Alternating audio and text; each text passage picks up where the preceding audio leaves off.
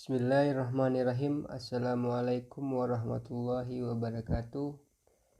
Salam sejahtera untuk kita semua.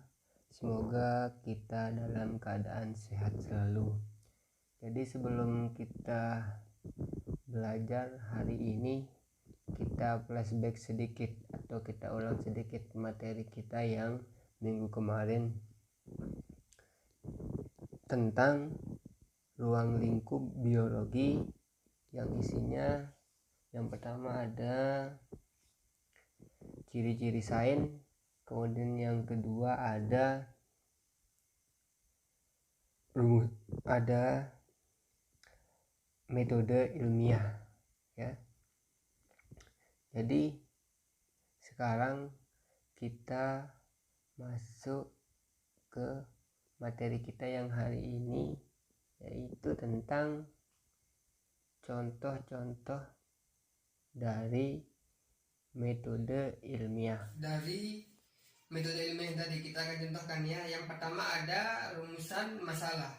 Rumusan masalah yang bagus itu seperti apa? Yang pertama ada pertanyaan. Jadi pertanyaan itu diungkapkan melalui 5W atau 1H. Jadi kalian sudah tahu apa itu 5W dan 1H ya.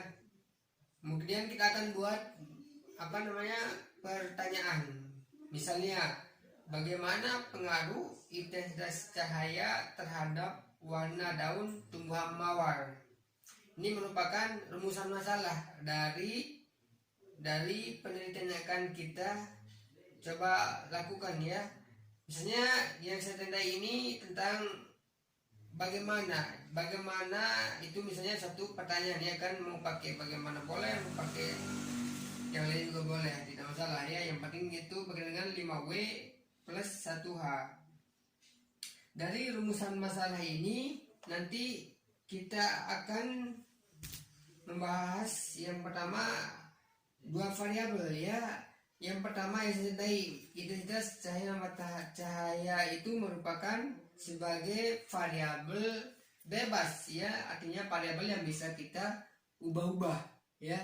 Jadi variabel bebas itu merupakan variabel yang mempengaruhi. Apa yang mempengaruhi di sini yaitu intensitas cahaya ya kan. Kemudian yang warna daun tumbuhan mawar itu merupakan variabel terikat. Apa itu variabel terikat? Variabel terikat itu merupakan variabel yang dipengaruhi. Yang dipengaruhi di sini kan variabel terikat, yang mempengaruhi yaitu variabel bebas. Kemudian kita lanjut ke observasi. Observasi itu isinya ada studi pustaka, ada jurnal, ada teori-teori yang sudah ada. Artinya apa yang sudah dilakukan, apa yang sudah diteliti oleh orang lain.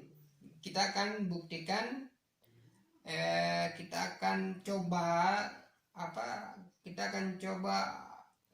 teliti ulang lagi ya. Apa pengaruh dari intensitas cahaya yang tadi. Yang pertama ada tanaman mawar, ada intensitas cahaya ya. Kemudian yang selanjutnya ada daun. Apa sih pengaruh dari daun yang tadi? Apa sih pengaruh intensitas cahaya yang tadi terhadap daun? Kemudian seterusnya. Kemudian yang ketiga ada hipotesis. Hipotesis itu kan dugaan sementara atau jawaban sementara dari pertanyaan yang sudah kita rumuskan yang tadi. Jadi jawaban sementaranya, misalnya jawaban sementaranya misalnya ada H1 ya, artinya dari intensitas cahaya tinggi. Oke, kita lanjut ke langkah keempat, yaitu eksperimen. Jadi di eksperimen ini akan sering sekali muncul di pertanyaan-pertanyaan nanti di kelas 11 ataupun kelas 12 ya. Yang di eksperimen itu nanti ada 3 di sana, ada variabel.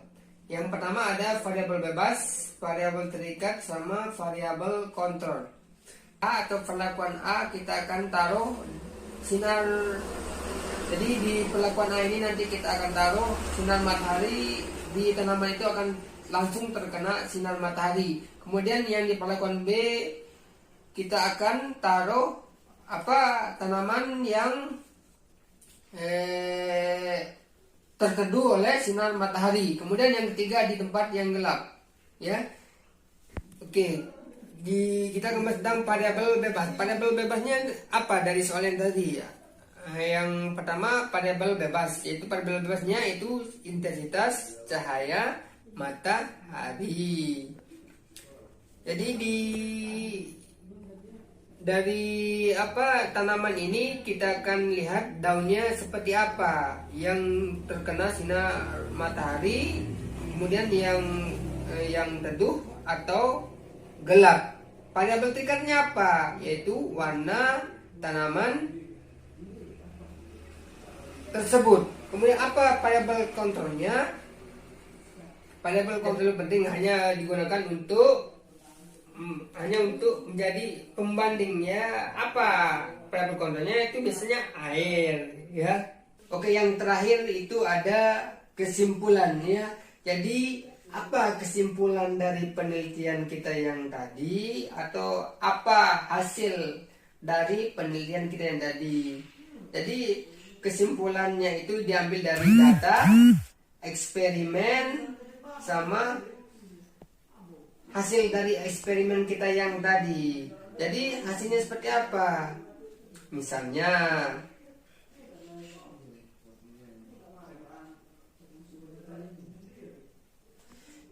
jadi hasil kesimpulannya itu misalnya dari warna daun tanaman mawar di tempat yang teduh lebih hijau dibandingkan di tempat yang terang ataupun gelap. Jadi nanti kesimpulan itu tergantung dari hasil eksperimen kita. Jadi tidak harus berpengaruh di tempat yang gelap maupun tempat yang terang. Jadi hasilnya itu diterima. Demikian mungkin materi kita untuk hari ini. Selanjutnya untuk lembar tugas silahkan kalian download di forum tugas.